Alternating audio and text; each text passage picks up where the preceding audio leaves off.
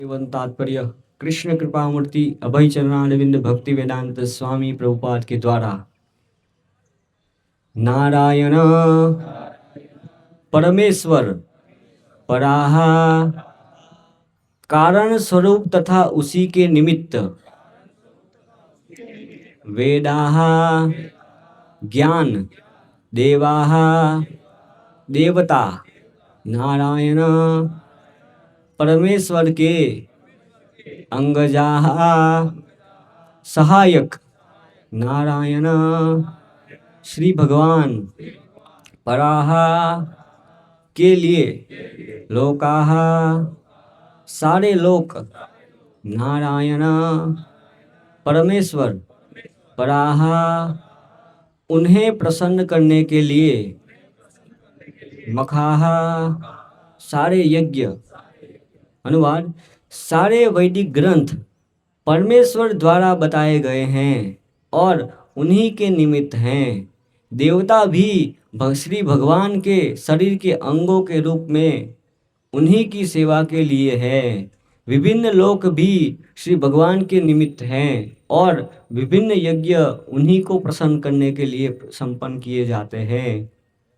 तात्पर्य, वेदांत सूत्र के अनुसार परमेश्वर समस्त प्रामाणिक शास्त्रों के रचयिता है और सारे प्रामाणिक शास्त्र इन्हीं परमेश्वर को जानने के लिए हैं। वेद का अर्थ है श्री भगवान विषय ज्ञान। वेदों की रचना बद्धजीव की विस्मृत चेतना को जागृत करने के लिए ही हुई है और ऐसा साहित्य जो इस चेतना को जागृत करने वाला नहीं होता वह नारायण पर भक्तों द्वारा तत्काल ही त्याग दिया जाता है। जिस ग्रंथ का लक्ष्य नारायण नहीं होता ऐसे भ्रामक ग्रंथ ज्ञान नहीं है, अभी तो उन कौओं के क्रीड़ा स्थल हैं जो विश्व भर का जूठन खाने में रुचि रखते हैं। ज्ञान, विज्ञान या कला का कोई भी ग्रंथ नारायण की ओर ले जाने वाला होना चाहिए, अन्यथा उसका त्याग कर देना चाहिए। ज्ञान की प्रगति का यही साधन है। परम पूज्य विग्रह नारायण है। पूजन के लिए देवताओं को नारायण से गौण स्थान प्रदान किया जाता है क्योंकि देवता तो विश्व के कार्यों की व्यवस्था में सहायक होते हैं। जिस प्रकार किसी राज्य के अधिकारियों का आदर इसलिए होता है क्योंकि राजा से उनका संबंध होता है, उसी प्रकार देवताओं की पूजा श्री भगवान के साथ उनके संबंध के कारण होती है। श्री भगवान से संबंध न होने पर देवताओं की पूजा अनुचित है, अविधिपूर्वकम। ठीक उसी प्रकार जिस प्रकार के वृक्ष की जड़ को न सींचकर उसकी पत्तियों तथा टहनियों को सींचना, अतएव सारे देवता भी नारायण पर आश्रित रहते हैं। विभिन्न लोक इसलिए आकर्षक लगते हैं क्योंकि उनमें विभिन्न प्रकार का जीवन है तथा आनंद है जो सच्चिदानंद विग्रह की आंशिक अभिव्यक्ति है। प्रत्येक व्यक्ति शाश्वत आनंद तथा ज्ञानमयी जीवन चाहता है। ऐसा आनंद तथा ज्ञानमयी शाश्वत जीवन उच्चतर लोकों में ही संभव है, लेकिन वहां तक पहुंचने पर वह भगवत धाम जाने के लिए उन्मुख हो सकता है। जीवन की अवधि आयु भी आनंद तथा ज्ञान की मात्रा के अनुपात में एक ग्रह से दूसरे ग्रह में अधिक हो सकती है। विभिन्न ग्रहों में जीव की आयु हजारों लाखों साल तक बढ़ सकती है, किंतु शाश्वत जीवन कहीं भी नहीं है। किंतु जो व्यक्ति सर्वोच्च लोक अर्थात ब्रह्मलोक तक पहुंच जाता है वह वैकुंठ लोक जाने की कामना कर सकता है जहां जीवन शाश्वत है। अतएव एक लोक से दूसरे लोक की यात्रा का अंत श्री भगवान के परम लोक मध्यधाम पहुंचने पर हो जाता है जहां जीवन शाश्वत है और ज्ञान तथा आनंद से पूर्ण है। जितने सारे यज्ञ किए जाते हैं वे भगवान नारायण को प्रसन्न करके उन तक पहुंचने के लिए होते हैं और इस कलयुग के लिए जिस सर्वश्रेष्ठ यज्ञ की संस्तुति की जाती है वह संकीर्तन यज्ञ है जो नारायण पर भक्तों की भक्तिमय सेवा का मूल आधार है। ओम अज्ञानतिमिरान्धस्य ज्ञानाञ्जनशलाकया चक्षुरुन्मीलितं येन तस्मै श्रीगुरुवे नमः। श्रीचैतन्यमनोभीष्टं स्थापितं येन भूतले स्वयं रूपः कदा मह्यं ददाति स्वपदान्तिकं। वन्देऽहं श्रीगुरोः श्वेतपदकमलं श्रीगुरुन् वैष्णवांश्च श्रीरूपं साग्रजातं सहगणगुणान्वितं तं सजीवं साद्वैतं सावधूतं परिजनसहितं कृष्णचैतन्यदेवं श्रीराधाकृष्णपादान् सहगणललिता शिवशाखान्वितांश्च। नमो ओं विष्णुपादाय कृष्णप्रेष्ठाय भूतले श्रीमद्भक्तिवेदान्त स्वामिनिति नामिने। नमस्ते सारस्वती देवे गौरवाणी प्रचारिणे निर्विशेष शून्यवादी पाश्चात्य देशतारिणे। जय श्री कृष्ण चैतन्य प्रभु नित्यानंद श्री अद्वैत गदाधर श्रीवासादि गौर भक्तवृंद। हरे कृष्ण कृष्ण कृष्ण हरे हरे।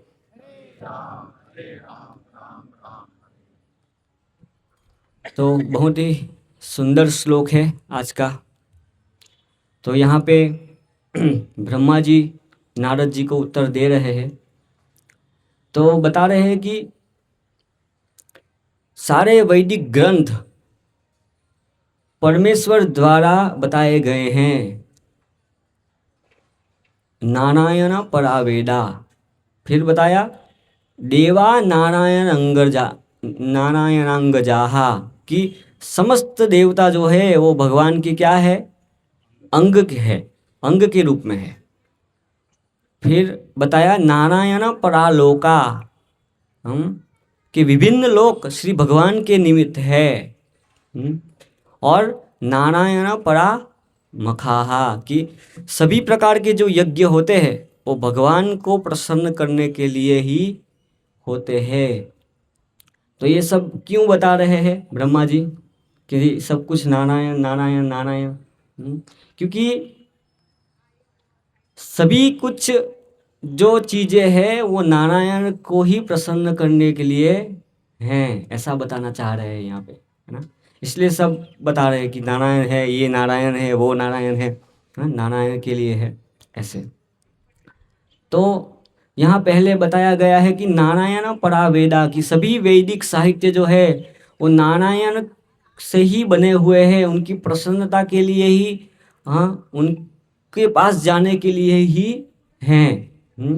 जो वैदिक साहित्य भगवान के साथ संबंधित नहीं है, भगवान के पास नहीं ले जाता है, वो वैदिक साहित्य कैसा है? तो यहाँ पे प्रभुपाद तात्पर्य में लिखे हैं, है ना। वो कैसा साहित्य है? कौवों का स्थान है वो, कौवों का तीर्थ स्थान है ना। कौवों का तीर्थ स्थान होता है? पर तीर्थ स्थान नहीं बोलेंगे ना उनको, तीर्थ स्थान कैसे बोलेंगे, वो तो गंदी जगह है। तो यहाँ पे मजाक कर रहे हैं, है ना। जैसे ये प्रथम स्कंद में ये पूरा आख्यान आता है कि वेद व्यास ने सभी वैदिक साहित्यों की रचना की, मतलब वेदों की अलग अलग भाग किए, फिर 18 पुराण लिखे, उपपुराण लिखे, महाभारत लिखा, फिर भी उनको संतुष्टि नहीं हुई, हृदय संतुष्ट नहीं हुआ। तो वो कारण ढूंढ रहे थे। तो कौन आते हैं? नारद मुनि वहाँ पे आते हैं और नारद मुनि उनको कारण बताते हैं, 2 कारण बताते हैं, है ना। आपकी असंतुष्टि के 2 कारण बताते हैं। पहला कारण बताया कि आपने भगवान की लीलाओं का गुणगान नहीं किया है या कम किया है। गुणगान तो किया है लेकिन बहुत कम किया है। और दूसरा कारण बताया कि आपने क्या लिखा है, विस्तार रूप से धर्म अर्थ काम मोक्ष, ये 4 पुरुषार्थ के विषय में ही आपने ज़्यादा लिख दिया, है ना। उसको ही आपने ज़्यादा प्रकाशित किया है। भगवान की भक्ति में, भगवान की भक्ति, भगवान की लीलाओं का वर्णन आपने बहुत ही कम किया है। तो इसका अर्थ क्या हुआ फिर, है ना। तो देखो, भगवान की लीलाओं का वर्णन नहीं किया, इसके लिए उनको हृदय में असंतुष्टि हुई। उसका अर्थ क्या हुआ? उसका अर्थ ये हुआ कि बिना भगवान की भक्ति किए कोई व्यक्ति प्रसन्न नहीं रह सकता। देखो, यहाँ वेदव्यास जी इतना वैदिक साहित्यों की रचना करने के बाद भी उनका हृदय में क्या है? असंतुष्टि है। तो इसका अर्थ ही ये हुआ कि बिना भक्ति किए कोई व्यक्ति संतुष्ट जीवन में नहीं हो सकता, बिना भगवान की भक्ति किए, है ना। ऐसा ये कारण है ऐसे। तो फिर नारद देखो, फिर नारद मुनि बताते हैं यहाँ पे, देखिए वो व्याख्यान में हम पढ़ते हैं उसको, है ना, कि नारद मुनि ने कहा, वास्तव में तुमने भगवान की अलौकिक तथा निर्मल महिमा का प्रसार नहीं किया। जो दर्शन परमेश्वर की दिव्य इंद्रियों को तुष्ट नहीं कर पाता, वह व्यर्थ समझा जाता है, वो व्यर्थ है वास्तव में, है ना। फिर आगे बताते हैं कि हे महामुनि, यद्यपि आपने धार्मिक कृत्य इत्यादि 4 पुरुषार्थों का विस्तार से वर्णन किया है, किंतु आपने भगवान वासुदेव की महिमा को वर्णन नहीं किया।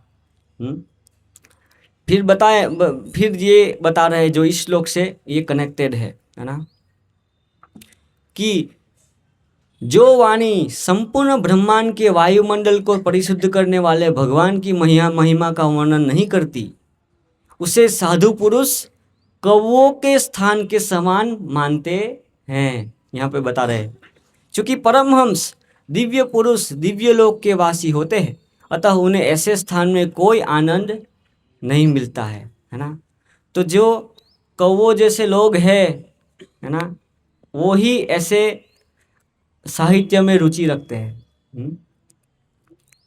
तो हम देखते हैं ना, इस भौतिक जगत में लोगों को भगवान के दिव्य लीलाओं के साहित्यों में रुचि नहीं है। उनको वही कौओं का जो स्थान है, हाँ, उनको वो कौओं जैसे लोग हैं, उनको जो ऐसे साहित्य ही पसंद आते हैं सब, जिसमें भगवान की लीलाओं का वर्णन नहीं है। आप देखिए कितनी सारी मैगजीन है, हैं, कली पुराण है। कली पुराण जानते हैं?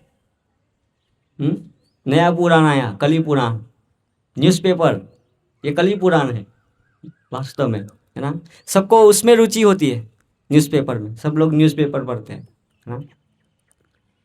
तो लेकिन जो हंस होते हैं, है ना, जो परम हंस होते हैं, जो भक्त होते हैं, उनको ऐसे साहित्यों में रुचि नहीं होती, है ना।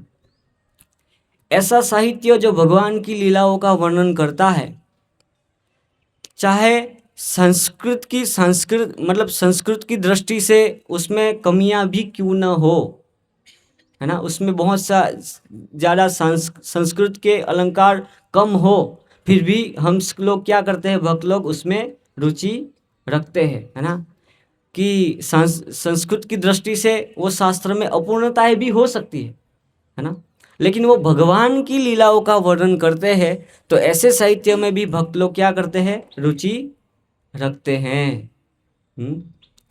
और दूसरी तरफ जो बहुत अच्छे से संस्कृत भाषा में, बहुत अच्छी भाषा में शास्त्र लिखे गए हैं, लेकिन उसमें भगवान की लीलाओं का वर्णन नहीं है, तो फिर भक्त लोग क्या है, उसमें रुचि नहीं रखते, भले ही वो कितना ही अच्छे से वो लिखा हुआ है ना, उसमें भक्त लोग रुचि रखते नहीं है। उसका कारण क्या है, कि उसमें भगवान की लीलाओं का वर्णन नहीं है ना।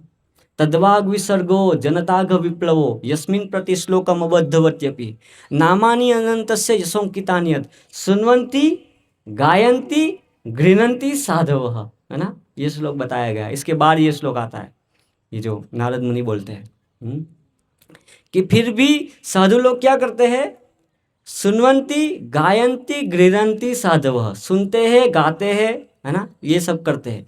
ये शास्त्रों में संस्कृत भाषा में बहुत ज़्यादा अच्छे से क्यों न लिखा गया शास्त्र है, लेकिन चूंकि उसमें भगवान की लीलाओं का वर्णन है, इसलिए वो साधु लोग उसको गाते हैं, ऐसा बताया, है ना, इस प्रकार से। तो जैसे जो भगवान की लीलाओं का वर्णन जिसमें नहीं है, ऐसा साहित्य कैसा है पता है? ऐसा साहित्य कैसा है कि मृत व्यक्ति को सजाना। किसको सजाना? मृत व्यक्ति को। हाँ, मृत व्यक्ति को सजाने से कोई लाभ होता है? हाँ, कोई लाभ नहीं होता है। भगवत भक्ति हीनस्य, जो भगवत भक्ति हीन है, जो जिस शास्त्र में भगवत भक्ति नहीं है, है ना, जाति शास्त्र जपस्तप, जाति शास्त्र जप तप, हाँ वो क्या है? अप्राण स ही देह से, जिसमें प्राण नहीं है, जो अप्राण है ना, जिसमें प्राण नहीं है, ऐसा देह, अप्राण से ही देह से। मंडलम लोकरंजनम, है ना, वो लोकरंजनम है, वो है ना, लोकरंजनम है, मनोरंजन है वो, है ना। उसको सजाने से क्या होगा? खाली मनोरंजन ही होगा और कुछ नहीं होगा ना। तो ऐसे इस प्रकार से है ना। तो लोग जो है, जो भक्त लोग नहीं है, देखिए सब लोग ऐसे साहित्य में ही रुचि रखती है जो भगवान की लीलाओं का वर्णन नहीं करते हैं। ऐसा साहित्य ही उनको प्रिय लगता है ना। इसलिए आप देखिए लोग मोबाइल में लगे रहते हैं, है ना। ये जो फेसबुक है, ट्विटर्स है, इंस्टाग्राम है, ये भी क्या है? यही भी कौवों का ही स्थान है। ये भी कौवों का ही स्थान है ना। कौवे क्या करते हैं आप देखिए, बहुत गंदगी पड़ी होती है ना, वहाँ पे कौवे क्या करते हैं कि वो गंदगी को पूरा ऐसे नोच देते हैं, ऐसे पूरा उखाड़ देते हैं, है ना। पूरा देखिए आप, पूरा कचरा ऐसे ऐसे ऐसे करते रहेंगे जब तक ये वो पूरा ऐसे वो नहीं हो जाता। इस प्रकार से लोग ऐसे ऐसे करते हैं, ऐसे ऐसे ऐसे कौवों जैसे ऐसे ऐसे देखते रहते हैं घंटों घंटों तक। आप देखते हैं ट्रेन में जाते हैं तो लोग क्या करते हैं? ऐसे ही करते हैं ना, घंटों घंटों तक लगे रहते हैं कौवों जैसे लोग, है ना, जिसमें कोई प्रयोजन सिद्ध नहीं होने वाला ऐसे चीज में वो लगे रहते हैं, है ना। तो सब कौवे ही है वास्तव में। लेकिन जो हम सोते हैं वो उसमें रुचि नहीं रखते, इसमें रुचि नहीं रखते। जो हंस लोग होते हैं वो, है ना, वो भगवान की लीलाओं में, वो कथाओं में सुनने में रुचि रखते हैं ना। तो फिर व्यासदेव ने क्या किया? ये ऐसे साहित्यों की रचना की। फिर क्या किया व्यासदेव ने, है ना, फिर हमारे लिए दवा बनाई। क्या बनाई? दवा बनाई। अनर्थोपशमम साक्षात भक्ति योगम अधोक्षजे लोकस्या जानते विद्वांस चक्रे सात्वताम संहिताम।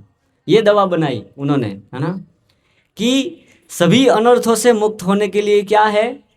भक्ति योगम अधोक्षजे, कि भगवान की भक्ति जो है वो ही, उससे ही व्यक्ति अनर्थों से मुक्त हो सकता है। भगवान की भक्ति करने से ही व्यक्ति क्या हो सकता है?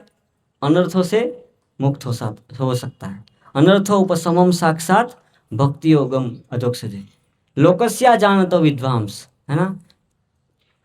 इसलिए विद्वान जो है, वेदव्यास जो है, उन्होंने क्या किया? चक्रे सात्वताम संहिताम। सात्वताम संहिताम मतलब भागवतम की रचना किया। ये सात्वताम संहिता है ना, इसको सात्वत संहिता भी बोला गया है। तो उन्होंने ये दवा बनाई हमारे लिए, भागवतम की रचना की, जो भगवान की लीलाओं में से भरपूर है ये, है ना। और सात्वत शब्द का दूसरा भी एक अर्थ होता है, कोई बताएगा प्रभु जी के अलावा? है शाश्वत नहीं, है सत्य के बारे में सही है। नहीं नहीं सत्य नहीं नहीं, गलत। कोई और बताना चाहेगा? सात्वत शब्द का अर्थ क्या है? हैं? मतलब भक्तों के नहीं, सात्वत शब्द का अर्थ है भक्त। सात्वत, सात्वत शब्द का अर्थ है भक्त। तो इसमें क्या है? भक्तों की कथा भी है, इसलिए उसको सात्वत संहिता भी बोला गया है। सात्वत शब्द का अर्थ भक्तों को भी सात्वत कहा गया है ना। तो इसलिए इसको सात्वत संहिता इसलिए भी बोलते हैं कि उसमें ज़्यादा क्या है? किसकी कथा है?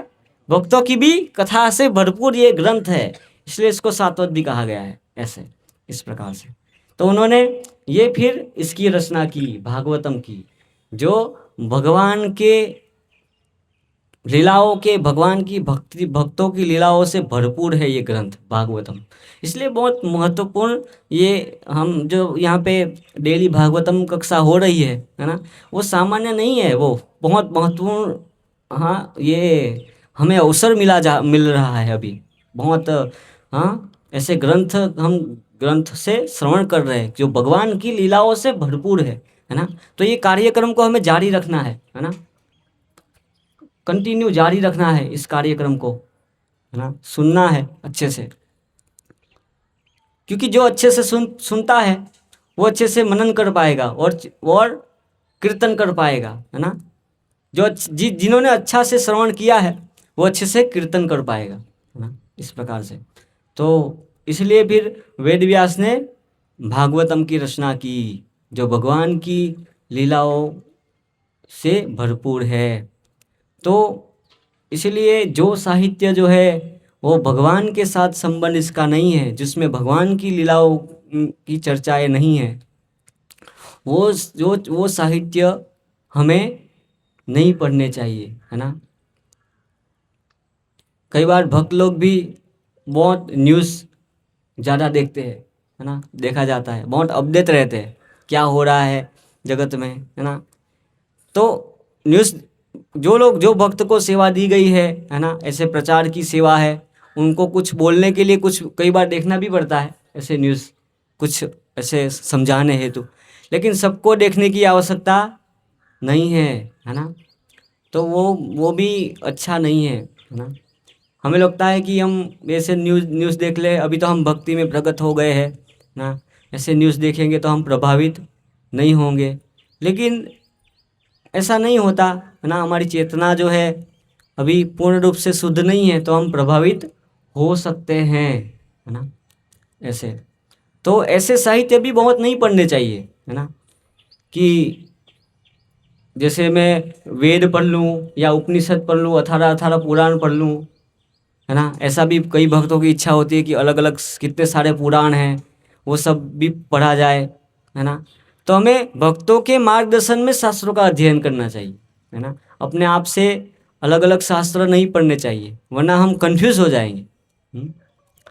हाँ, अलग अलग पुराण में अलग अलग चीज़ें बताई है, तो फिर हम क्या हो जाएंगे, कंफ्यूज हो जाएंगे। इसीलिए हमें भक्तों की गाइडलाइन में वैदिक शास्त्रों के अध्ययन करने चाहिए, ऐसे। ये बहुत महत्वपूर्ण है, ऐसे ये समझना। तो प्रभुपाद एक तात्पर्य में लिखते हैं कि हमने ये सभी वैदिक साहित्यों को इंग्लिश में अनुवाद किया है, तो उसमें अपूर्णताएं भी होगी, जैसे आगे प्रस्तावना में या ऐसा कुछ लिखते हैं प्रभुपाद की, ऐसे कि इसमें बहुत शब्दों में भूल हो सकती है कुछ, हाँ, संस्कृत की दृष्टि से, लेकिन चूंकि हमने भगवान की लीलाओं का पूर्ण रूप से वर्णन किया है, भगवान की भक्ति का प्रचार किया है, इसलिए वो जो शास्त्र है, जो शास्त्र पढ़ेगा उसको पूर्ण रूप से लाभ मिलेगा। इसलिए देखिए विदेशी लोग भी हैं, ये शास्त्रों को पढ़ के पूरा अपना जीवन परिवर्तन किया है ना। उस प्रभाव है ये भगवान के भक्त, क्योंकि वो ग्रंथ जो है वो भगवान के साथ संबंधित है, इसीलिए, है ना, ये कारण है ना? ये बहुत महत्वपूर्ण है। तो इसलिए हमें फिर ऐसे शास्त्र नहीं पढ़ने चाहिए जो भगवान से संबंधित नहीं है ना। तो प्रचार में भी हम लोगों को ये चीज़ समझाते हैं, है ना। कई बार तो न्यूज़पेपर ऐसे ही पढ़ा होता है सामने ही, है ना।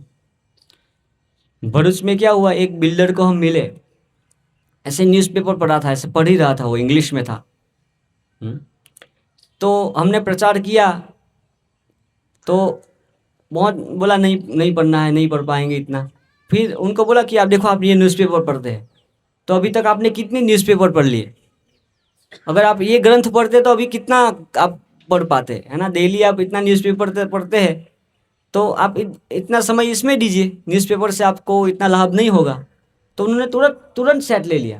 पहले ऐसा बोल रहे थे कि नहीं चाहिए, लेना ही नहीं है ना। तो लेकिन उनको लाइट हो गया कि वो बात तो सही है ना। तो ये कचरा पढ़ रहे हैं वो, इससे अच्छा भागवतम पढ़ लेते, है ना। तो उन्होंने तुरंत गाड़ी में रखवा दिया सेट, ऐसे बिल्डर था, और उनको लाइट हुआ ऐसे। तो सही बात है ना। कितना देखो, न्यूज़पेपर 1-1.5 साल का न्यूज़पेपर इकट्ठा कीजिए, कितना थप्पा हो जाएगा, है ना। इतना थप्पा हो जाएगा जितना भागवतम है। तो ऐसे ही लोग ऐसे ही होते हैं, है ना। उसमें उनको उसमें रुचि होती है ना। तो हम उनको ऐसा समझाते हैं कि मैं जनरली ये बोलता हूँ कि देखिए, आपने ये मटेरियल एजुकेशन लिया, ज़्यादातर डॉक्टर्स को हम ऐसा समझाते हैं कि उसमें समय लगा ना, पहले तो कितना समय लगा, आपने कितना समय तक पढ़ाई किया, है ना, कितना समय तक आपने पढ़ाई किया, सालों सालों साल पढ़ाई किया, तब आप ये स्थिति पे पहुँचे हैं। तो आध्यात्मिक एजुकेशन आपको लेना है तो उसमें समय लगता है ना। तो ऐसा नहीं है, आप इसको चीफ मत समझिए, है ना, उसको टाइम लगता है उसमें। तो सिस्टमेटिकली भागवतम का अध्ययन करेंगे तो एक समय आएगा कि आप पूरा समझ पाएंगे इस चीज़ को, है ना। तो मटेरियल एजुकेशन लेने में आपको टाइम लगा, तो आध्यात्मिक एजुकेशन लेने में भी समय लगता है ना, इस प्रकार से ना।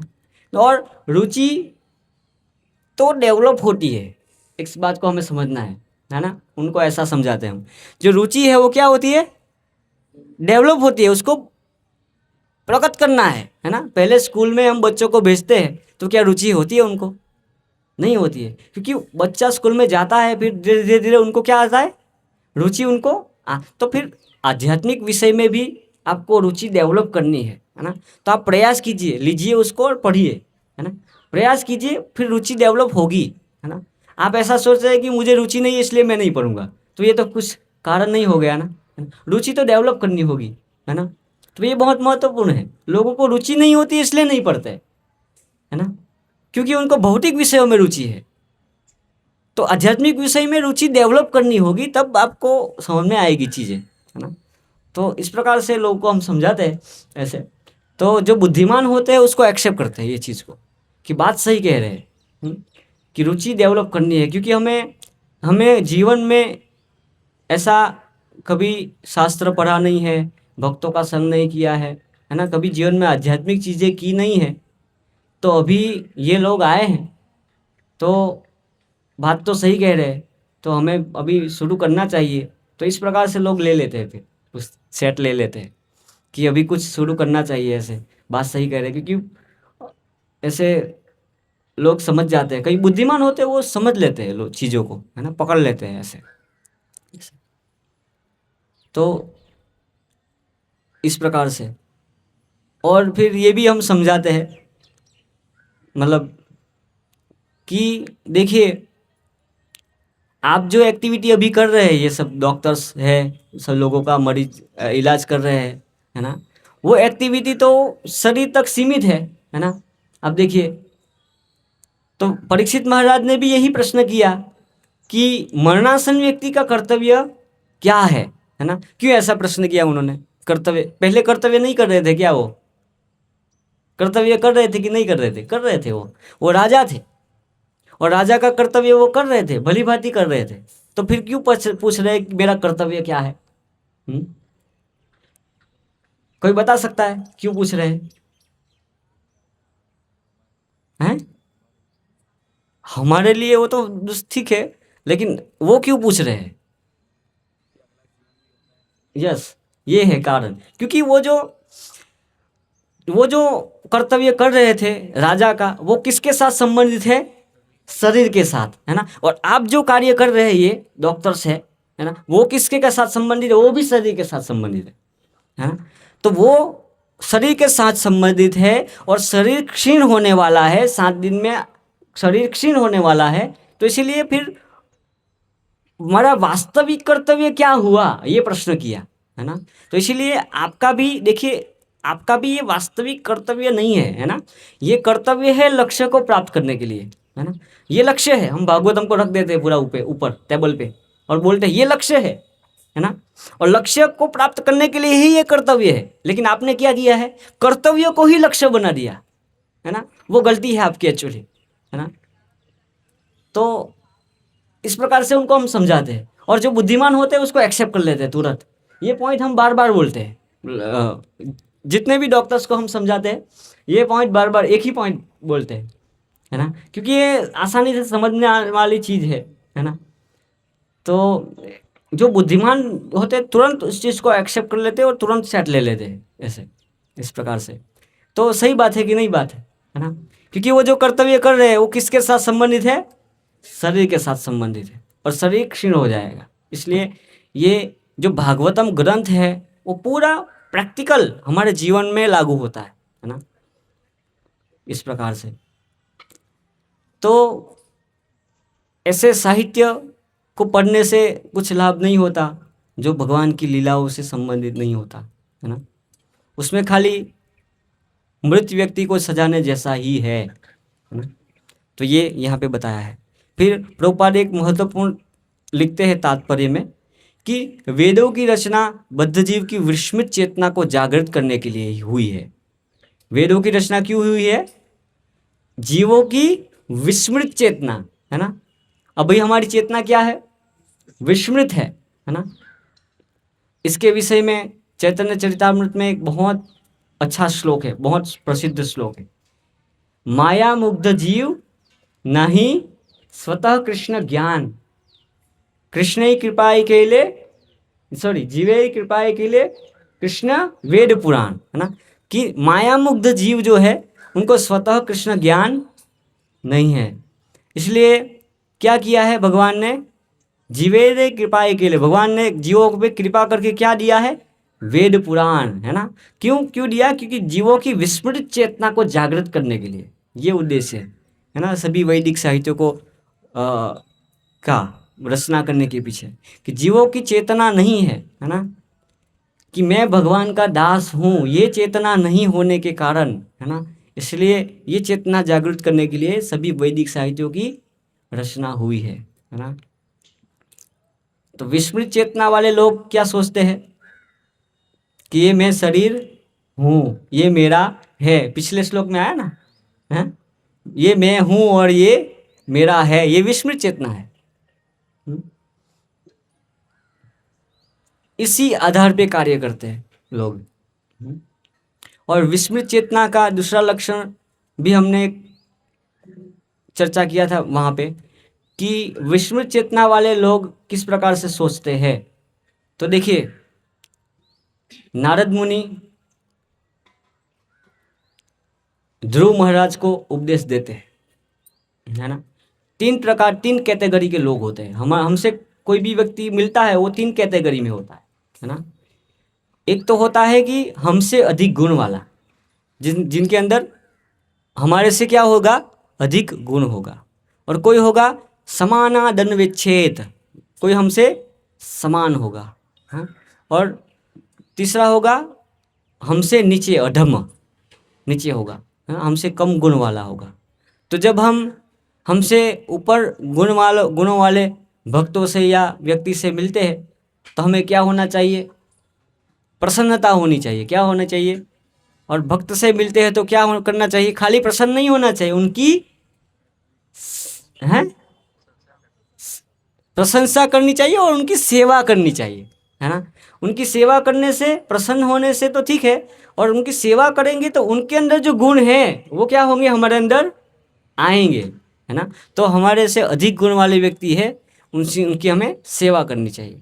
और हमारे समान है उसके साथ क्या करना चाहिए? मैत्री करना। मैत्रीम समानादन विच्छेद, है ना। उनके साथ हमें मैत्री करना चाहिए। और हमसे नीचे है उसके साथ कैसा व्यवहार होता है?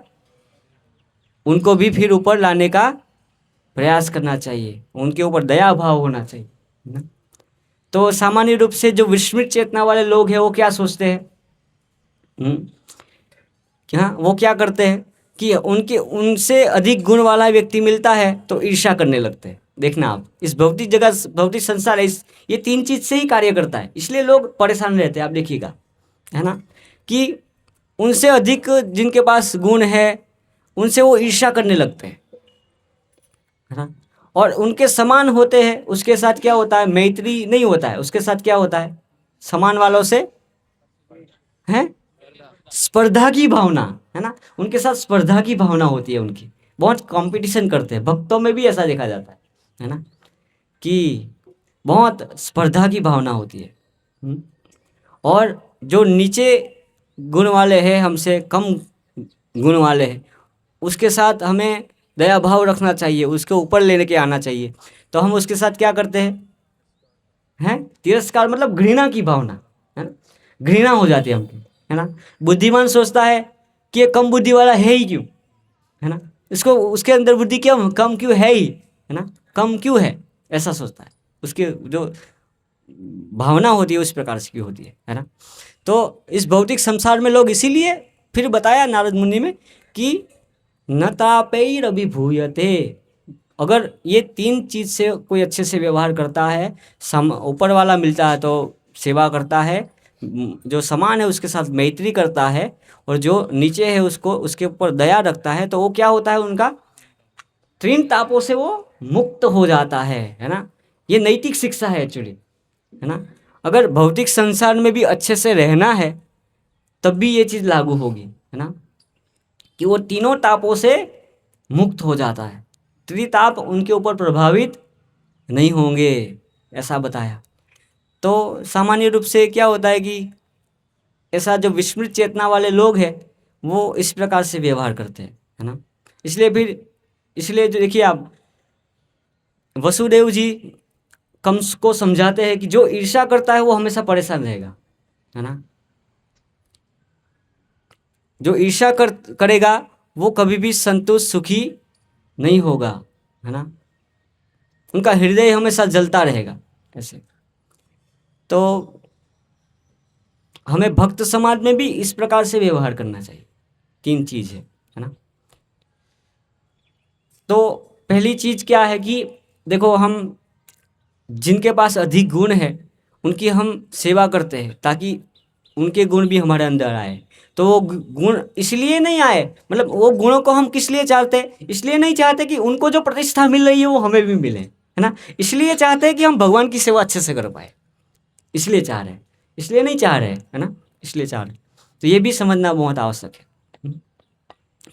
और समान वाले से मैत्री करेंगे तो क्या होगा कि सब सहयोग हो करके हम अच्छे से क्या कर पाएंगे, सेवा कर पाएंगे। सामान्य रूप से क्या होता है कि समान वाले होते हैं, और जो थोड़ा अधिक हमसे सेवा में अच्छा है तो फिर हमें दिक्कत होती है, क्योंकि है समान वाला और हमसे आगे जा रहा है, तो फिर क्या होगी, दिक्कत होगी। लेकिन क्या होता है, दिक्कत क्यों होती है, क्योंकि हम नहीं समझ पा रहे कि हमारा उद्देश्य क्या है ना। हम भगवान को प्रसन्न होना चाहिए ना। हम क्या चाह रहे हैं, अल्टीमेटली हम चाह रहे हैं कि भगवान प्रसन्न होने चाहिए ना, मुझसे हो कि उनसे हो, है ना। तो वो अच्छे से सेवा कर पा रहा है तो हम उनके असिस्टेंट बन जाए, है ना, उनके असिस्टेंट बन जाए। और असिस्टेंट बनो चाहे कुछ भी बनो, भगवान प्रसन्न होने चाहिए ना, है ना। तो हमारा उद्देश्य क्या है, तो हमें फिर दिक्कत नहीं होनी चाहिए किसी असिस्टेंट बनने में, किसी का वो सब ऐसे। तो लेकिन हमें बहुत समस्या, हमें बहुत दिक्कत होती है ना इस चीज़ों में। ये सामान्य व्यवहार की चीज़ है सब ऐसे, है ना। तो इसलिए जो समान वाले हैं उनसे हमें योग्यता, मतलब हमें मैत्री करेंगे तो बहुत अच्छे से प्रगति कर पाएंगे। और जो नीचे वाले हैं उनको फिर ऊपर नहीं लाना चाहते, और लाना भी चाहते हैं तो क्या होता है कि ठीक है आप ऊपर आओ, ऊपर आओ, ऊपर आओ, फिर हमसे ऊपर चला जाएगा तो फिर हमें दिक्कत हो जाएगी, है ना, कि देखो भाई ऊपर जाओ लेकिन मुझसे ऊपर मत जाना, है ना, ये होता है ना।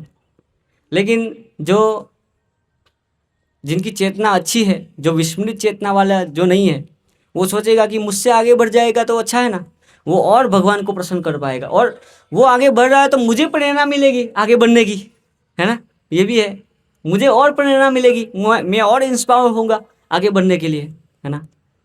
तो सामान्य रूप से क्या होता है कि आगे आओ और हमसे आगे निकलने जाएंगे तो फिर हमें दिक्कत हो जाएगी, है ना, वो भी चीज़ है ऐसा।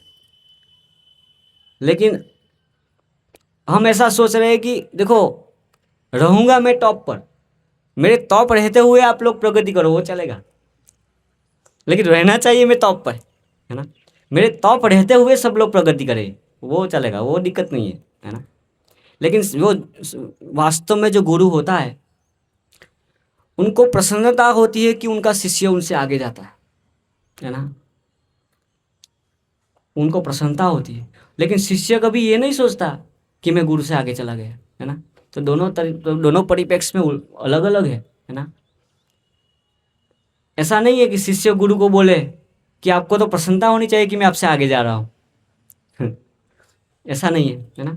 तो दोनों परिप्रेक्ष्य में दोनों हमें हमें हमें हमारे परिप्रेक्ष्य से सोचना है कि हम हम बहुत पीछे है ना, और हमें दूसरों के परिप्रेक्ष्य में देखना है कि देखो ये भक्ति में हमसे आगे है ना। इस प्रकार से दोनों परिप्रेक्ष्य में अलग अलग चीजें है ना। जिनकी स्मृति चेतना जिनकी अच्छी है वो इस प्रकार से सोचता है ना। तो इस प्रकार से इसलिए यहाँ कहा है विस्मृत चेतना, हमारी चेतना विस्मृत है ऐसे। तो इस भौतिक संसार में हम देखते हैं कि लोग इसी के लिए ही परेशान हैं। ये तीन चीज लोग ऐसा आचरण करते हैं है ना, इसलिए लोग परेशान रहते हैं है ना। वो गाड़ी ले आया बाजू वाला, फिर हमें भी हमारा लक्ष्य ही वो बन गया था कि हमें भी वो कार लानी ही है। ऐसा इस प्रकार से कंपटीशन करते हैं लोग है ना जीवन में ऐसे। इसलिए पूरा जगत, क्योंकि देखो आप ये तीन चीज से उसको ऊपर उसकी ऊपर की चीज उनको कभी उन्होंने रस चखा ही नहीं है ना। भगवान के भक्तों के संग में जो आनंद है वो रस तो उन्होंने कभी लिया ही नहीं है। इसलिए जीवन में उसको इससे आगे और कुछ दिखता ही नहीं है ना। उनका जीवन इसी में ही खत्म हो जाता है पूरा है ना। ऐसे कि मैं आगे बढ़ूं, मैं मेरा पोजीशन बना रहना चाहिए, उसमें ही उनका जीवन नष्ट हो जाता है। उससे आगे की चीज को उनको पता ही नहीं कि भक्त संग में भगवत कथा सुनने का जो आनंद है वो कितना उन्नत है ना। वो तो पता ही नहीं है ना। तो इसलिए फिर लोग हमेशा परेशान रहते हैं। इसलिए तो यहाँ पे इस प्रकार से बताया है ना कि नारायण परा वेदा, फिर बताया वेदा नारायण अंग्रजाहा, कि जो समस्त देवतागण है वो भगवान के क्या है, अंग है। भगवान के अंग है, इसका अर्थ क्या हुआ है, भगवान के सहायक है। वो भगवान की सहायता कर रहे हैं। इस सृष्टि को मेंटेन करने के लिए क्या कर रहे हैं, वो भगवान की सहायता कर रहे हैं है ना। तो ये भी हमें समझने की आवश्यकता है। तो कितना अंतर है भगवान और देवी देवता में है ना, इस प्रकार से। तो प्रभुपाद यहाँ पे उदाहरण दिया ना इस श्लोक के तात्पर्य में कि देवी देवताओं का पूजा क्यों किया जाता है, उनको आदर क्यों दिया जाता है, क्योंकि उसका संबंध किसके साथ है, भगवान के साथ है। उसी प्रकार से उदाहरण दिया कि राजा का संबंध, हाँ, सभी जिस प्रकार राज्य के अधिकारियों का आदर इसलिए होता है क्योंकि राजा से उनका संबंध होता है ना। इस प्रकार से कि राजा से उनका संबंध है इसलिए उनको मान सम्मान दिया जाता है। इसी प्रकार देवी देवताओं को सम्मान करना चाहिए। देवी देवता का क्यों करना चाहिए, क्योंकि उसका संबंध किसके साथ है, भगवान के साथ है ना। ये समझाया गया है। तो ये भगवान के साथ वो भगवान के अंग के रूप में है ना। तो इस प्रकार से हमें यहाँ समझना चाहिए। फिर बताया है नारायण परालोका, कि विभिन्न लोक जो है भगवान के ही निमित्त है। निमित्त है मतलब भगवान के ही निमित्त है, कि भगवान से ही उद्भूत हुए हैं, भगवान ने ही इसकी सृष्टि की है। तो प्रभुपाद एक तात्पर्य में ऐसा लिखे है कि ये जो समस्त प्रकार की सृष्टि का जो वर्णन है ना, ये सृष्टि है भगवान के आनंद के हेतु ही है। इस प्रकार से लिखे है एक तात्पर्य में। तो इसका प्रयोजन क्या है, भगवान को इस सभी प्रकार की वस्तुओं को भगवान को अर्पित करके हमें क्या करना है, उनकी इंद्रियों को संतुष्ट करना है ना। इस प्रकार से हम समझ सकते हैं। नारायण परालोका, समस्त प्रकार के लोग सृष्टि जो है, और नारायण परामखाहा, कि समस्त प्रकार के यज्ञ उन्हीं को ही प्रसन्न करने के लिए हैं। जितने भी सारे यज्ञ हैं वो भगवान को प्रसन्न करने के लिए ही होते हैं। तो युधिष्ठिर महाराज ने यज्ञ किया ना, कौन सा यज्ञ किया है, राजसूय यज्ञ। तो उसमें अग्र पूजा में किनको बिठाया, भगवान को बिठाया। क्यों बिठाया, क्योंकि समस्त प्रकार के यज्ञ भगवान को ही प्रसन्न करने के लिए होते हैं है ना। तो सभी चीज लागू होती है। जो यज्ञ भगवान की प्रसन्नता के लिए नहीं किया जाता वो भी कैसा है, हमने क्या चर्चा किया, मृत व्यक्ति, कौवों का स्थान तो ठीक है लेकिन मृत व्यक्ति को सजाने के लिए है ना। वो मृत व्यक्ति को सजा नहीं, क्योंकि उसमें प्राण ही नहीं है। प्राण कौन है? भगवान है ना। तो वो प्राण नहीं है तो फिर वो शरीर का क्या महत्व है ना। इस प्रकार से तो देखिए, जब भी यज्ञ होता है, पहले जब भी यज्ञ करते थे तो ये बोलते थे कि ये यज्ञ आहुति देने के समय कि ये मेरा नहीं है, ये किनका है? भगवान का। ऐसे वो देवी देवताओं के लिए भी यज्ञ किया जाता है तो बोला जाता है ना, इंद्राय स्वाहा ऐसे बोलते हैं, क्योंकि इस प्रकार से ऐसे।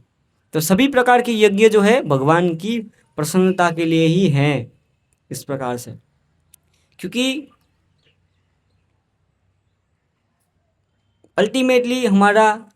अल्टीमेटली जो उद्देश्य है वो भगवान को प्रसन्न करना ही है सभी। इसलिए देखिए सभी चीज़ यहाँ पे बताई गई है। और एक प्रश्न है कि देखिए पिछले श्लोक में बताया कि वासुदेवाद परो ब्रह्मन, है ना। यहाँ पे वासुदेव के बारे में चर्चा हुई है, तो अचानक नारायण के बारे में चर्चा क्यों कर रहे हैं? देखो नारायण का बात कर रहे हैं दूसरे ही श्लोक में। पहले वासुदेव की चर्चा हो रही थी, अभी नारायण बोल रहे हैं। तो क्या क्या हमें समझाना चाहते हैं ब्रह्मा जी हैं? हाँ, नारायण ही वासुदेव है और वासुदेव ही नारायण है, उन दोनों में कोई अंतर नहीं है, ये समझाना चाहते हैं। इसलिए तुरंत नारायण का शब्द है, यहाँ नारायण शब्द आया है ना। दोनों में कोई अंतर नहीं है, इसलिए बता रहे हैं ऐसे। तो इस प्रकार से ये सब चीज़ें यहाँ पे बताई है, तो हमें इस प्रकार से आचरण करना चाहिए जो हमने चर्चा की, है ना। तो हमारी चेतना, फिर हमें अभी क्या है कि हमारी चेतना विस्मृत चेतना है, तो हमें वो चेतना स्मृति प्राप्त करनी है ना, भगवान की हम सेवक है। तो ये इसलिए हमने चर्चा की कि जब अगर हम ये 3 प्रकार से व्यवहार करते हैं तो हम भक्त संग में क्या है कि साथ मिल करके सेवा कर पाएंगे, है ना।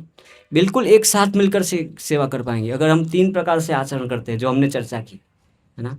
सहयोग करेंगे, और जो सहयोग होगा ना उससे जो रिजल्ट आएगा ना, है ना, वो बहुत बड़ा आएगा। आप देखिए अकेले अकेले भक्ति, अकेले अकेले प्रचार करेंगे तो उतना बड़ा रिजल्ट नहीं आएगा, लेकिन सब लोग साथ मिल करके सेवा करेंगे तो उसका जो अल्टीमेटली जो फल होगा वो बहुत बड़ा होगा, है ना। इसलिए हम साथ मिल करके, हमें सब साथ मिल करके सेवा करनी है ना। तो ये समस्या तो आएगी, 3 प्रकार की कैटेगरी तो हो गई हम भक्त समाज में भी, है ना? तो हमें हमारी कैटेगरी को अच्छे से समझना है कि हमें लगता है कि हम तो ऊपर वाले ही है इसलिए फिर समस्या होती है। हमको हमारी स्थिति पता नहीं है कि देखो ये भक्त है वो हमसे उन्नत है ना। तो इस प्रकार से फिर अगर हम समझ पाएंगे कि वो हमसे उन्नत हैं तो फिर हम उस प्रकार से आचरण कर पाएंगे। अगर हम समझ रहे कि हम ही उन्नत हैं तो फिर अच्छे से आचरण नहीं होगा। तो ये चीज़ भी कब आएगी? जब हम अच्छी साधना करेंगे, जब हम भागवतम का अध्ययन करेंगे, अच्छे से 16 माला करेंगे, तब हम समझ पाएंगे अपनी स्थिति को। और जब अपनी स्थिति समझ पाएंगे तब हम अच्छे से व्यवहार कर पाएंगे ऐसे, इस प्रकार से। बाकी हमें लगेगा कि हम तो बहुत महान है ना। तो जो अच्छे से हम सभी प्रोसेस को फॉलो करेंगे तो हम अपनी स्थिति को समझ पाएंगे कि हम वास्तव में क्या है, तो फिर अच्छे से आचरण कर पाएंगे इस प्रकार से। तो ये सब चीज़ें हैं। तो यहाँ पे हम समाप्त करते हैं। किसी का कोई प्रश्न है या किसी टीका टिप्पणी कोई भूल हो गई हो तो आप बता सकते हैं। हरे कृष्णा। कोई प्रश्न है, किसी को पूछना है? हाँ, गीता आदि का अगर वो पालन करते हैं जैसे उसका सम्मान करना तो वो भी यूनिवर्स में तो वो भक्ति नहीं करेंगे, लेकिन ये चीज़ हाँ, 3 ताप उनको प्रभावित नहीं करेंगे, ये बताया। जो 3 ताप है ना, आध्यात्मिक, दैविक, अधिभौतिक, ये जो 3 ताप है वो उनको प्रभावित नहीं करेंगे अगर इस प्रकार से आचरण करेगा तो व्यक्ति हमेशा। नहीं, भक्ति भले नहीं कर रहा है ना, ये नैतिक शिक्षा है ना? नैतिक शिक्षा किस लिए होती है कि भौतिक जगत में भी हम अच्छे से रह पाए, है ना। आजकल जो स्कूल कॉलेज में नैतिक शिक्षा दी जाती है वो बहुत ऊपरी होती है। उसका ये जो नैतिक शिक्षा है वो परोक्ष रूप से भक्ति के साथ उसका संबंध है, है ना, संबंध तो है, लेकिन आजकल जो नैतिक शिक्षा दी जाती है उसका बहुत वो ऊपरी होती है ना, कि ये नैतिक शिक्षा यहीं तक सीमित है कि आप जिस प्रकार से चाहते हो कि दूसरे आपसे व्यवहार करें, आप उसी उसके साथ उस प्रकार का व्यवहार करो, बस यहाँ तक उनकी नैतिक शिक्षा सीमित रहती है ना। इसलिए लोग आर्टिफिशियली अच्छा व्यवहार करने का प्रयास करते हैं। ये तो कुछ नैतिक शिक्षा नहीं हुई ऐसे। तो नैतिक शिक्षा होती है कि इस भौतिक जगत में हम अच्छे से रह पाए। इसलिए अगर कोई नैतिक शिक्षाओं का अच्छे से पालन कर देगा तो ये तीन ताप उनको प्रभावित नहीं करेंगे ऐसे, इस प्रकार। ठीक है, हाँ। भगवान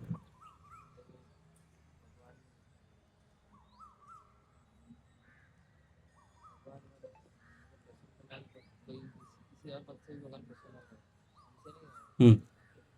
क्या मतलब कृपा हमारे ऊपर भी होती है। हाँ, देखो कोई अच्छे से सेवा कर पाता है ना। प्रश्न क्या करेगा। हाँ, उनका प्रश्न ये है कि दूसरे भक्त जो है उनको भगवान की कृपा मिल रही है, वो अच्छे से सेवा कर पा रहा है, तो अगर हम उनकी सहायता करेंगे तो क्या हमें भी कृपा मिलेगी कि नहीं? तो भगवान हमसे प्रसन्न नहीं होगा, हाँ, हमसे प्रसन्न नहीं है फिर भी हमारे को। नहीं, हमसे प्रसन्न क्यों नहीं है उसका भी कारण होते हैं ना, क्योंकि हम अच्छे से फिर सही से कर नहीं रहे तो फिर हमसे अप्रसन्न है।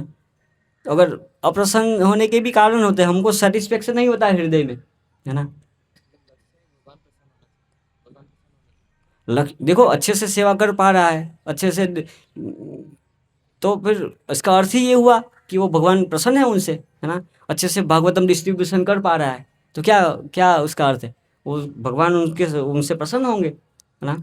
तो अगर हम उनको सहायक बनेंगे तो फिर हमसे भी भगवान प्रसन्न होंगे, क्योंकि हम उनको सहायता कर रहे हैं, है ना। तो इस प्रकार से है। तो हमसे प्रसन्न नहीं हो रहे मतलब हम में कुछ समस्या है, अच्छे से हम सेवा नहीं कर रहे हैं ऐसे।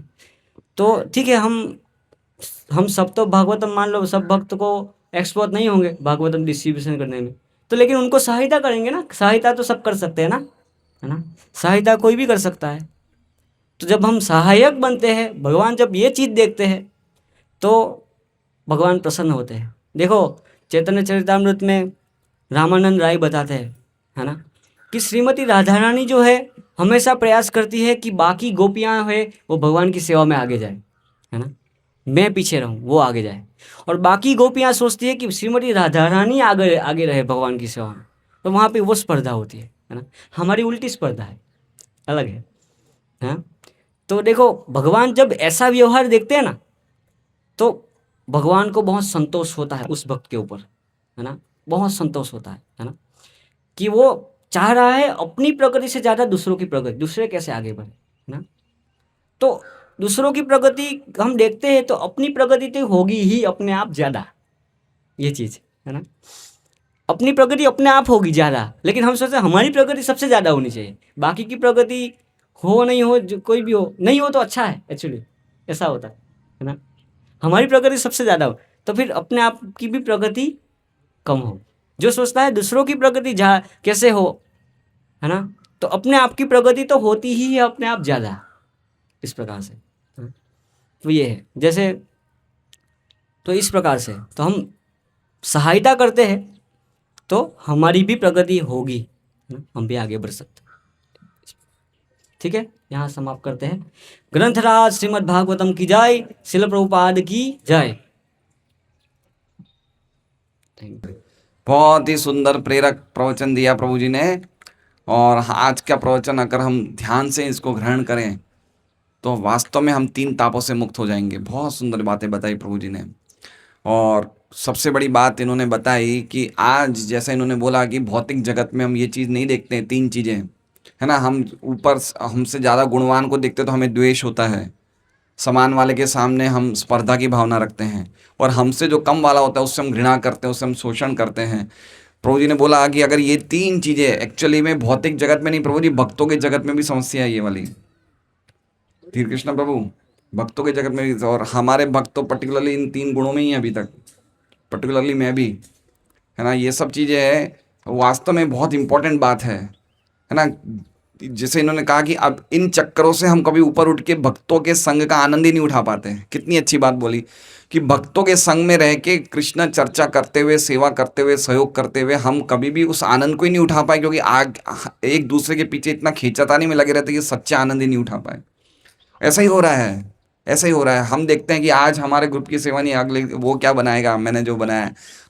हमें ये नहीं दिखता कि भाई उस ग्रुप में अगर कुछ कम है तो हम जाके सहयोग कर दें। ये जो सहयोग की भावना है, हेल्प करने की भावना है, ये भावना से हम लोग बिल्कुल पीछे हैं।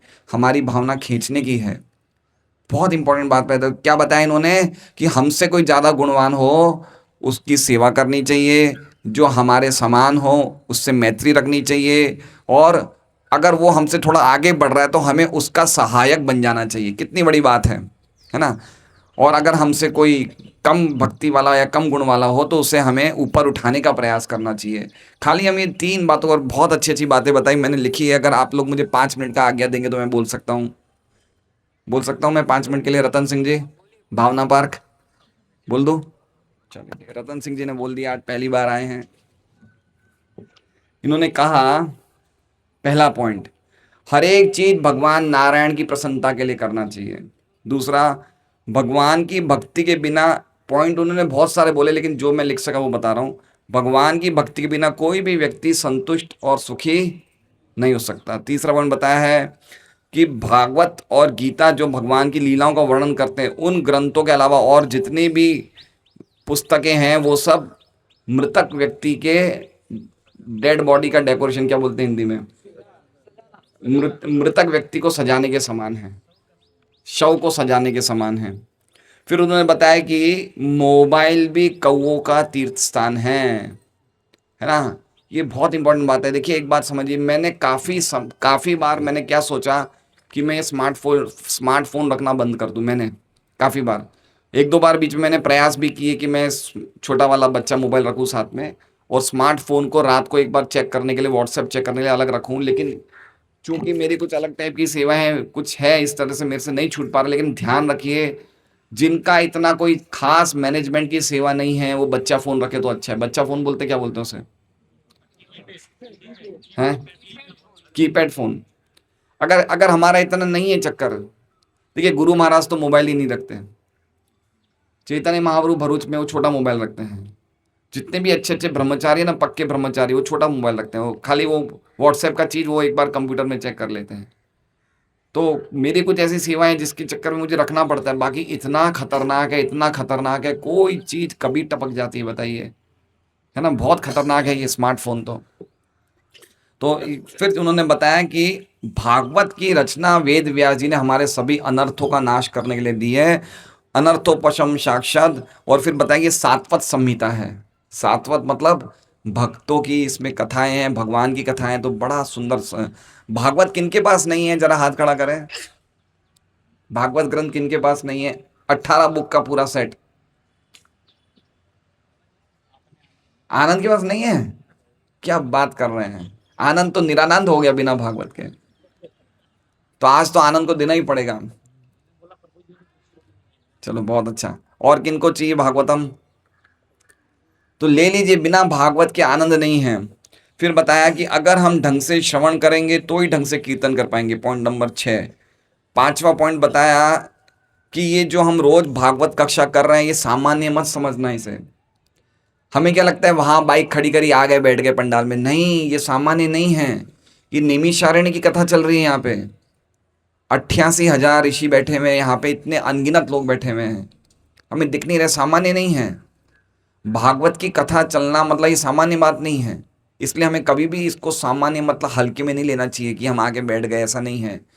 इसलिए मैं आपसे निवेदन करता हूँ, समय पे आएंगे, ढंग से सुनेंगे तो पता चलेगा कि भागवत क्या है। एक बात समझ रहे हैं आपको, ये कलयुग भगवान की प्राप्ति के लिए अच्छा युग है, खराब युग है? क्या है बताइए? अच्छा नहीं है, अच्छा नहीं है। देखिए पहले के युगों में कितना समय मिलता था भगवत प्राप्ति के लिए। सतयुग में 1 लाख साल मिलता था। घर के भी काम कर लो, व्यापार भी कर लो, फिर भगवान का नाम भी लो, जब भी करो, ध्यान भी करो। त्रेता युग में 10,000 साल, द्वापर युग में 1,000 साल, कलयुग में कितने साल? नंगा क्या नहाएगा, क्या निचोड़ेगा, समझ रहे हैं? क्या करेगा वो? घर बनाएगा, परिवार करेगा, शादी करेगा, टाइम कहाँ रहेगा उसके पास? समझ रहे हैं? कलयुग कितना गिरा, बीमारी होएगा हॉस्पिटल जाएगा, यहाँ जाएगा डायलिसिस होगा, क्या करेगा क्या 100 साल में? 100 साल में उम्र घट के 25 घट के 75 रह गई। अब 75 साल में करता क्या है बताइए? वो कितना समय उसका ट्रैफिक में निकल जाता है। इसलिए कलयुग में खाली कथा श्रवण करने की महिमा है। भागवत सुनते रहेंगे और कोई चीज करने की जरूरत नहीं है। नाम का जप और भागवत का श्रवण करने से ही कलयुग से पार हो सकते हैं। बाकी कलयुग योग्य नहीं है। ये युग साक्षात्कार, ये लोहे का युग है। ये सतयुग सोने का युग था, है ना। द्वापर त्रेता युग चांदी का, द्वापर युग था तांबे का, और कलयुग किसका है? लोहे का युग है ये। इसलिए ध्यान रखना है। प्रभु जी ने इतनी सुंदर बात, ये सामान्य कथा नहीं है, ये साक्षात बहुत स्पेशल कथा है। स्वयं भगवान की कथा हो रही है, भागवत की कथा हो रही है, इसलिए हमें गंभीरता से लेना चाहिए। आगे उन्होंने कहा कि भक्तों को भी शास्त्रों का अध्ययन वरिष्ठ भक्तों के मार्गदर्शन में करना चाहिए। अगर हम स्वतंत्र रूप से सभी वेद पढ़ेंगे, पुराण पढ़ेंगे, तो हम खुद कंफ्यूज हो जाएंगे, है ना। आगे बताया है कि विदेशियों का जीवन परिवर्तन इसलिए हुआ क्योंकि प्रभुपाद के मार्गदर्शन में उन्होंने जो बोला वैसा किया, तो उनका जीवन परिवर्तन हो गया। फिर उन्होंने बताया कि विस्मृत चेतना वाले लोग 3 प्रकार के होते हैं, वो हमने पढ़ लिया। फिर आगे बताया कि देवता जो होते हैं वो भगवान के सहायक होते हैं। समझ रहे हैं? जैसे मिश्र भगवान प्रभु का बेटा कहाँ है? मुकेश बैठा है ना। मुकेश, तुम मिश्र भगवान प्रभु के पैर दबाते हो क्या? अच्छा चलो नहीं दबाते हो, आज मान लो दबा लिया, तो मुकेश मिश्र भगवान प्रभु के पैर दबा रहा है, तो पैर की सेवा कर रहा है, मिश्र भगवान की सेवा कर रहा है? किसकी सेवा कर रहा है? मिश्र भगवान की ना। तो देवताओं की पूजा भी अल्टीमेटली कहाँ जाती है? वो भगवान की पूजा है। लेकिन हम जब देवताओं को स्वतंत्र समझ लेते हैं भगवान से, वहां गड़बड़ हो जाती है। देवता क्या है? भगवान के अंग से निकले हुए हैं, भगवान के सहायक हैं, भगवान से स्वतंत्र नहीं है। आगे उन्होंने बताया जो ईर्ष्या करेगा वो हमेशा परेशान रहेगा, वो हमेशा जलता रहेगा, ना सुखी रहेगा ना संतुष्ट रहेगा। बराबर છે કાકા? શું નામ તમારું? નામ શું છે કાકાનું? પગડીવાળા કાકાનું હે? હીરાભાઈ બરાબર બોલે છે ને? बराबर છે ને? तो बहुत सुंदर बात है ना। ये देखिए, हम लोग जल रहे हैं, हृदय जल रहा है हमारा, द्वेष करते हैं, ईर्ष्या करते हैं। ये सब कैसे जाएगा? भागवत सुनने से चला जाएगा। नियमित रूप से हम भागवत सुनने आए। क्या मुश्किल क्या है भागवत सुनने में? कितनी सुंदर, मुझे तो अभी सुगंध आ रही चूल्हे में से, हैं? कुछ करना नहीं है, बैठ। यही तो कलयुग का महिमा है। एक तरफ कलयुग मुश्किल है युग, लेकिन फिर भी भगवान ने बहुत सरल बना दिया है। खाली कथा सुनो, प्रसाद लो, कीर्तन करो, नित्य करो, बस हो गया काम। जप करो, हरे कृष्णा कृष्णा कृष्णा हरे हरे, हरे राम राम राम हरे हरे। आगे बताया भक्तों के संग के आनंद की बात ही कुछ अलग है। इसलिए हमें भक्तों के साथ सहयोग करके सेवा करेंगे तो खूब प्रचार बढ़ेगा। तो ऐसा नहीं समझना चाहिए कि ये एक ही व्यक्ति का काम है। कभी कभी जो जूनियर ड्यूटी होते बोलते हैं तो प्रभु जी अपने आप देखेंगे, ऐसा नहीं है। सबको अपने लेवल पे बेस्ट प्रयास करना चाहिए। हमारे पास जगह की कमी नहीं है, खूब लोगों को बुलाया जाए, खूब इनवाइट किया जाए, और सबको देखना चाहिए कि भाई हम सबका काम है। ऐसे सहयोग करके हम सेवा करेंगे तो प्रचार बढ़ेगा। फिर इन्होंने 3 उदाहरण दिए कि हम लोग कैसा प्रचार करते हैं। उसके लिए इन्होंने कितने उदाहरण दिए? प्रभु जी बहुत जबरदस्त प्रचारक हैं, डॉक्टरों को देते हैं ये भागवतम सेट पूरे पूरे। कल भी इन्होंने 3 सेट किए। एक तो इन्होंने डेप्यूटी म्युनिसिपल कमिश्नर को दिया, स्वाति देसाई, प्रभु जी ने दिया। सूरत के डेप्यूटी म्युनिसिपल कमिश्नर को कल एक सेट दिया। तो इन्होंने 3 कारण बताए जो हमें भी प्रचार में सहायता करेंगे। इन्होंने कहा कि सबसे पहले तो कोई व्यक्ति, आजकल सब लोग न्यूज़पेपर पढ़ते हैं, तो हम उन्हें बोलते हैं भाई तुम इतने साल से इतने न्यूज़पेपर तुमने पढ़ लिए, तो तुमने क्या प्राप्त किया? इससे अच्छा तुम इतने साल में भागवतम पूरी पढ़ लेते। सही बात है ना। वो बोलते हैं ना मुझे रुचि नहीं है, तो हम बोल सकते भाई आप न्यूज़पेपर पढ़ रहे हो, तो आप न्यूज़पेपर पढ़ने से क्या प्राप्त किया? आप कम से कम इतने टाइम में तो आप भागवतम पढ़ लेते। तो पहला पॉइंट ये बहुत अच्छा बताया। दूसरा बताया कि डॉक्टर लोग, वकील लोग, सीए लोग कितने साल खर्च करते हैं पढ़ाई करने में। तो जब आप भौतिक शिक्षा प्राप्त करने के लिए इतने साल बर्बाद करते हैं, तो आध्यात्मिक शिक्षा प्राप्त करने के लिए थोड़ा साल देना पड़ेगा ना। तो आप आध्यात्मिक शिक्षा प्राप्त करने के लिए समय दीजिए, तो ही तो आपको रुचि बनेगी, है ना। हम कोई भी पढ़े लिखे व्यक्ति को बात बोल सकते हैं कि आध्यात्मिक शिक्षा प्राप्त करने के लिए आप समय नहीं दे रहे हो और आप कह रहे हो रुचि नहीं, आप पढ़ोगे तो ही तो रुचि आएगी। और तीसरा पॉइंट बताया कि आपके जो डॉक्टरों को बताया है या वकीलों को बताया कि आपके कर्तव्य आपके शरीर तक सीमित हैं और शरीर तो क्षीण हो रहा है, तो फिर सचमुच आपका कर्तव्य क्या है, असली कर्तव्य क्या है? आत्मा का कर्तव्य तो आपने किया ही नहीं। इसलिए भागवत क्या है, आपका लक्ष्य है और उसको सुनना ये आपका कर्तव्य है, उसको पढ़ना ये कर्तव्य है। लेकिन हम लोग क्या करते हैं, डॉक्टर लोग, वो कर्तव्य को ही लक्ष्य समझ लेते हैं। हाँ, सही बात है ना? हम व्यापार करते क्या करते हैं, व्यापार ही हमारा लक्ष्य है।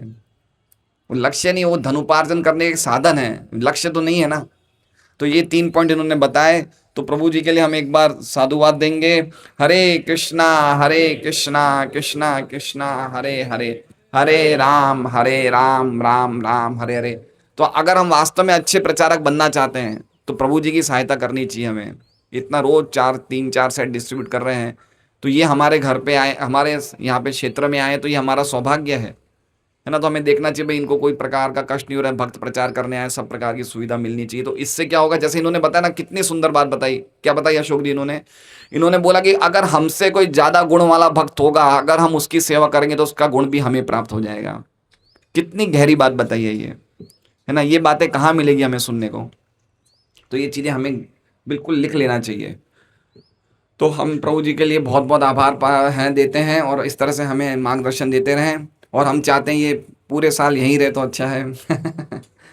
हरे कृष्णा।